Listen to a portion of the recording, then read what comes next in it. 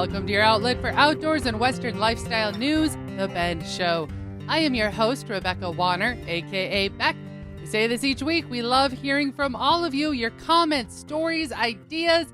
Get a hold of us anytime. Call or text 305-900. Again, that's 305-900-2363. Or you can always drop an email to bendradioshow@gmail.com. Right along, as always, is my producer and sound engineer, plus co-host, Jeff Tigger Erhardt. We're going to jump right into the news, folks, which takes us first off to Colorado. Two young elk hunters who went missing during a trip in southern Colorado were tragically killed by a lightning strike, according to the county coroner. Andrew Porter and Ian Stasko, both 25, were found dead after a 6-day search near the Rio de los Pinos trailhead in the Rio Grande National Forest. Porter's fiancée, Bridget Murphy, confirmed on Facebook that the men were hit indirectly, likely by a ground strike nearby, and died instantly. No burn marks were found on their bodies, but the lightning's massive voltage was enough to be fatal from a short distance. The two hunters had returned to the area for a quick evening hunt before storms moved in, leaving their gear locked in the car. Their last known location pinged on September 11th of 2025, and they were officially reported missing the next day. The search involved hundreds of volunteers and multiple agencies and came to a heartbreaking end on Thursday when their bodies were located about 2 miles from the trailhead. Murphy honored Porter as an experienced outdoorsman who simply said was in the wrong spot at the wrong time. Autopsies are pending, but officials confirm nature's raw power played a devastating role in this tragedy. Lightning strikes, by the way, to humans are rare but powerful. A typical lightning flash is about 300 million volts, according to the National Weather Service. In comparison, most household currents are only 120 volts. We want the families to know that they are all in our prayers. And again, this is a great reminder that while you are out in the backcountry or hunting, hiking, whichever it may be, to always let someone know where you are. Changing gears, we head to Florida. According to Outdoor Life, a massive number of people, over 163,000, applied for just 172 bear hunting tags in Florida's upcoming black bear hunt, but not all applicants were hunters.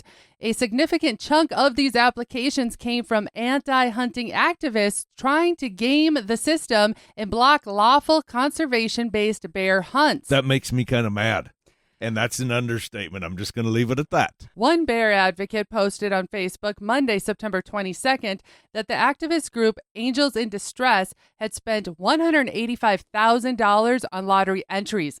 That's about 37,000 applications, nearly a quarter of the total, with no intention of using the tags. Their goal? Keep bear tags out of the hands of hunters. Also, earlier in September, the Sierra Club Florida shared a tutorial video showing those against hunting bears how to purchase a hunting license online. This video specifically showed how to check a box to request a deferral from Florida's hunter education requirements. By using the deferral program, the Florida's Fish and Wildlife Conservation allows applicants without hunter's education to hunt with someone who already has their hunter ed or is exempt from these requirements. Despite this coordinated campaign, the Florida Fish and Wildlife Conservation Commission says these efforts haven't affected past hunts and likely won't derail this one either. If anti-hunters do manage to draw tags but don't use them, the FWC will track unused permits and adjust future quotas to ensure bears are properly managed. Hunters can also take some pride in knowing that all this money, we're talking over $817,000 so far from the $5 lottery entries, plus future tag fees, goes directly to wildlife conservation efforts in the state. So even sabotaged entries are indirectly helping fund habitat and wildlife management. Winners will be notified soon and have until October 6th to claim their tags. If they don't, those tags roll down to the next eligible applicant, likely a legitimate hunter. FWC originally planned to issue 187 tags, but trimmed that number slightly due to other bear mortality factors in the north. The hunt runs December 6th through the 28th and is Florida's first bear hunt in a decade. After the bear hunting season closes, the officials will evaluate the hunter's success to the number of unused permits to adjust future bear hunting seasons. You know, there's a lot that I could say about this, and I'm just kind of gritting my teeth. But the whole purpose of having the hunt in the first place is because of controlling the bear population. It's a conservation effort to control the wildlife. Exactly. I just better be quiet or I'm going to get us in trouble and say something that the FCC is going to call. Well, I'm going to throw this out to the crowd. If you would like to comment or give us your thoughts, again, you can nice. Always call or text 305-900-2363. Now let's roll north to New York, okay? According to the New York Upstate, a seasoned New York fisherman had what should have been a record-breaking moment, only to have it stripped away due to a quirky technicality. Cliff Chamberlain, who has been fishing the Great Lakes since the 70s, was fly fishing and drifting a plastic bead on August 31st, 2025, when he caught a 6-pound, 1-ounce pink salmon on the Salmon River, well above the long-standing state record of 4 pounds, 15 ounces set in 1985. Chamberlain followed all the rules. On September 4th, it was determined by officials he caught the fish legally, had it confirmed by a fisheries biologist, and was even told, "Congratulations, the record was his." Then hours later, the state called him back with crushing news. New York had quietly retired pink salmon from its record books in 2024, just months earlier. The reason? Not enough recent entries, even though that had nothing to do with Chamberlain's impressive catch. That's dumb. Chamberlain was quoted in the New York Update, "I went from the highest high to the lowest low in about 5 hours." That would be tough. And who could blame him? He caught a rare fish, heavier than any recorded in New York history, and still walked away empty-handed, all because the species was removed from the eligible list after decades of inaction by the state. The pink salmon, also called a humpy, is not stocked by New York, making catches like this incredibly rare.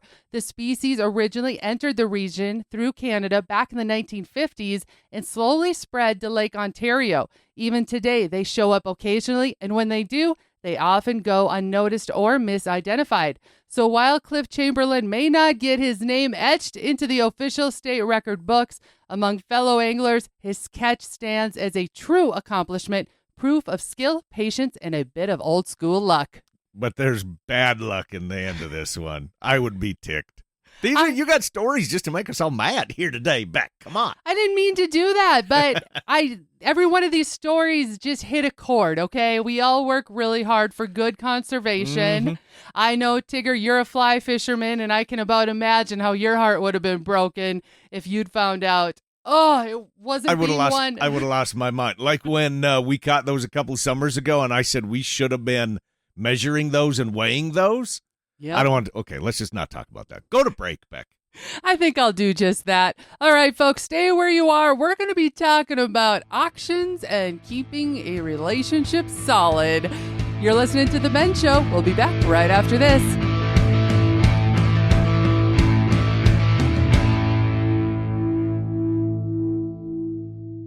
Is there that particular pair of boots or that shirt or pair of jeans that you just can't find anywhere else? Check out Medora Boot and Western Wear. Medora Boot and Western Wear is the go-to for boots, jeans, especially jackets, and even those hard-to-find accessories that make perfect gifts. Check out MedoraBoot.com, or better yet, give Kim a call at 701-623-1005 and tell Kim that Tigger and Beck sent you.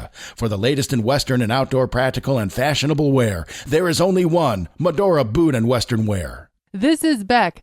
First, I appreciate all of you for listening and making The Bend part of your week. Many of you have asked, how do I catch past episodes? The answer is super easy. Head to thebendshow.com and click on the shows tab. There you can listen to every episode all the way back to episode 1. Podcasters, head to your favorite podcasting app and search The Bend. You'll find us. Be sure to follow and subscribe and never miss another episode again. Pro rodeo fans, watch the Cowboy Channel anytime, anywhere with PRCA on the Cowboy Channel Plus. Live stream the Cowboy Channel or watch your favorite PRCA rodeos on demand. Classic PRCA rodeos added weekly. Get the PRCA on the Cowboy Channel Plus for only $9.99 a month or save 25% by signing up for a full year. Visit CowboyChannelPlus.com to sign up and start streaming today.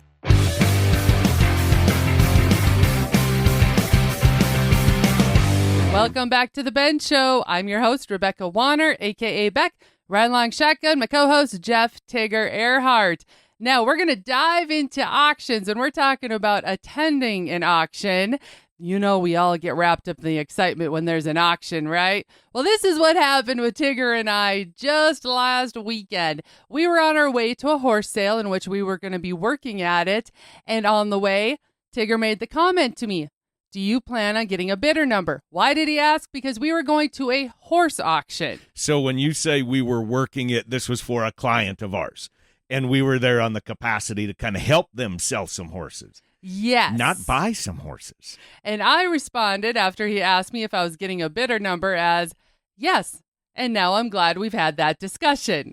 Meaning, Tigger knew if I saw something, I was probably going to bid on it. Well, we've been through this situation before where we went to a sale and I wasn't prepared. And before I knew it, I looked over and you were bidding. So I was just under the assumption of it doesn't hurt for you to register if there was something that you needed to have, that you were prepared. So I was prepared to go down that road. So this is what was funny during this auction, because we were working it and we were on different sides of the crowd. Tigger was, how do I put this? You were representing another ranch that was looking to purchase some horses, I some was on the colts phone. and fillies. Yep, I was on the phone with some potential buyers. Yep. I was on the other side, also representing someone, but then also as if something would happen to catch my eye, ready to bid myself. Well, Tigger didn't realize that we were bidding against each other. However, the auctioneer was giggling, the ringmen were chuckling, and the crowd was kind of laughing, knowing that Tigger had no idea I was bidding until we heard the words sold, and I yelled, "I love you, Tigger." But you were bidding for yourself. Yes. That's the deal, is I know that I was bidding against you a few times where my buyer on the phone was bidding against your buyer on the phone. I knew that was the situation, but I did not know that I was bidding against you personally. So now here was the question, though. Was Tigger unimpressed with what Beck had just purchased and would be needing to bring home? Tell the truth. You actually were extremely supportive. I was very supportive. And why were you supportive? I think it's because we've learned over the years that Beck is in charge and I have absolutely no say in anything whatsoever. And if Beck ain't happy, no one's happy, and we're all terrified of you. I don't know if that's the case. That's exactly the case. But I do think that you and I along the road, because whether it's a horse auction, it's a bull sale, it could be a firearms auction, we have learned to have respect and trust in one another of what we are going after. And now here's the thing. We've had discussions prior to going to certain sales. So number one, we've had kind of a plan in place where if somebody saw something that we just had to have or whatever the case is, we trust each other 100%. We trust each other where if we are going to a sale and I got to have that heifer just because we went to this horse sale, you had to have that filly, but I think you did a great job. I mean, cuter than it. Make sure you put a picture on Facebook of it or two. I will put a picture of her. And her name is? Denali is what we're going to call her. We're going to call her Denali. We're going to call her Denali, and she is a beautiful bay roan, and she's been DNA tested to throw only roans, which was another reason why I went after her. But the big thing is that it takes a lot of trust in the person that you're with, that if they see something that they think is a good addition, and this wasn't just because you're a horse lover, this was you starting a new enterprise, kind of something you've been wanting to do for a long, long time. And I just assumed if something was going to catch your eye, I'm not going to say money is no object because you're not like that at all. But if something was a good buy that you go, you know what, this kind of fits what I want to do in my program, it's right. I trust that you made the right decision. Well, I appreciate you saying that, Tigger. And I got to I'm scared say that it goes a long ways, I think, when you look at a relationship, if you trust one another and respect one another, if and what they may be trying to invest in. And one thing Tigger and I are very good about, and sometimes this lacks in, you might want to say, partnerships with a household, is communicating. We know where our budget is. We know where our dollars are. We go into an auction understanding fully, okay, this was a filly. Do we have the operation to handle the facilities to handle a little filly, yeah. Understanding that she's a weanling. It's going to be a couple of years before she ever has a saddle on her back. That it's going to take time and investment of other means to get her to where we want to. But that's no different than if you're going and bidding on a heifer or a bull for a program, or if we're looking at firearms, for example, as an investment. We have to know, do we have a place to store? Is there room in the gun safe? Okay. Right. But we have those conversations ahead of time, because you've caught me how many times in here on DV auction and I'm sitting there bidding on a heifer. And you're like, what? This wasn't part of the plan. And then I stop. You do. You're very good about that. And then I'm like, no, I didn't have said discussions. I didn't go through with my business partner to say, this is what I think we should get and why we should get a particular something.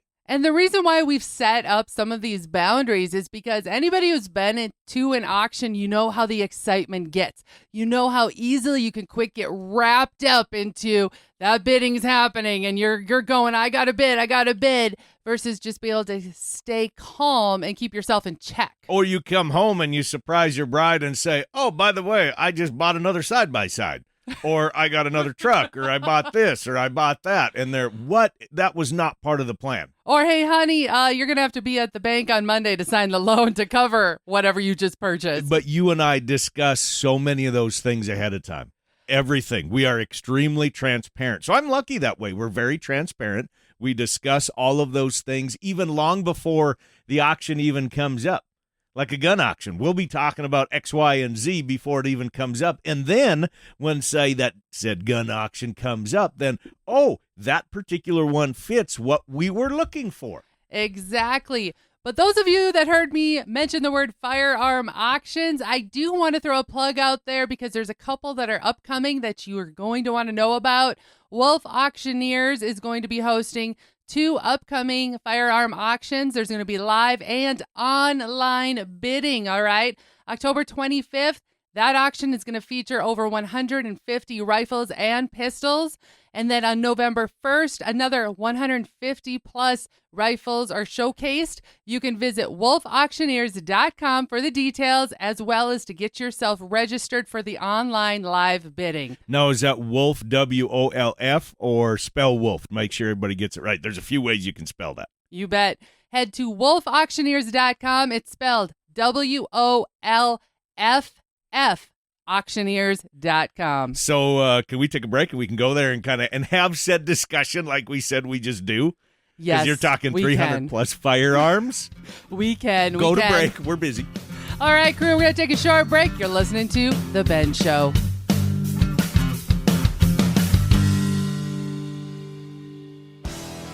Hey guys and gals, this is John Arman with Ultimate Outdoor Adventures TV. Ultimate Outdoor Adventures TV travels the back roads to the backwaters in pursuit of the ultimate adventure in hunting and fishing. Join Team UOA every week for exciting action in the crosshairs of the outdoors. Catch Ultimate Outdoor Adventures TV on YouTube, Amazon Prime, and make sure to follow Team UOA on Facebook and Instagram to share in the ultimate outdoor adventure. Get ready for this, an unforgettable experience at Cattlemen's Week 2025 annual pheasant hunt hosted by Jorgensen Land and Cattle. November 20th through the 23rd at the Lazy J Grand Lodge in Ideal, South Dakota. Enjoy world-class pheasant hunting while building connections and sharing insights with fellow cattlemen, women, and industry professionals. Whether you're a seasoned hunter or brand new to the sport, there's something for everyone. Register online at ranchchannel.com or jorgensenfarms.com. Mark your calendars for Cattlemen's Week 2025. Camaraderie, conversation, and pheasant hunting at its finest. The hunt, the stories, the memories. This is Jake Fenrick with JB's Wildlife Designs. Let me capture and preserve that hunt, that story, that memory with a trophy mount to last you a lifetime. Look us up on Facebook at JB's Wildlife Designs to see samples of our taxidermy, and reach out at any time with any and all questions you may have. This is Jake Fenrick with JB's Wildlife Designs, wishing you and yours a safe and successful hunting season. Welcome back to The Ben Show. I'm your host, Rebecca Wanner, a.k.a. Beck. Right along, as always, is my co-host, Jeff Tigger Erhardt. During the break, we got a phone call from a listener, didn't get a chance, was driving, didn't get a chance to write down the information about the 2 gun auctions that you mentioned. So can you just go through those one more time again? Oh, you bet I can. Write this down. The first one, October 25th, featuring 150 plus rifles and handguns. The next one, November 1st, another 150 plus rifles will be showcased and sold. Visit wolfauctioneers.com. That's spelled WOLFF, auctioneers.com for all the details, as well as to get yourself registered for the online live bidding. And that's, you go to Wolf Auctioneers, and it's plural, by the way, right? Auctioneers with an S. You go there for online bidding. That's where you register. That's where you head. All right, I want to give a quick shout out. A listener of ours, Renee Ozier from Colorado, she shared with me that a good friend of hers from her childhood, actually, up in the Dakotas, get what this gal reeled in. She was out on her kayak. She's from Bowman, and her name is Tracy Peterson.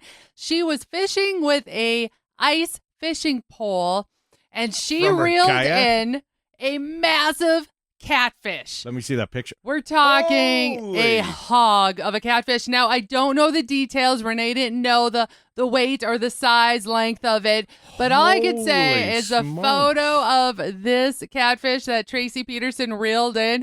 Woo! I'm surprised it didn't pull her all around the lake. And I see why she was had a little ice fishing pole on the kayak, because sometimes you're like, I just want a little Snoopy pole that, we're just kind of scooting around. Yeah. I know. Wow. Isn't that impressive? Congratulations, yeah. So that's why I'm always asking for those field reports. If you have taken something, harvested something that's grand, you just want us to know about it, or maybe you've reeled in something. I mean, the fishing is terrific this time of year.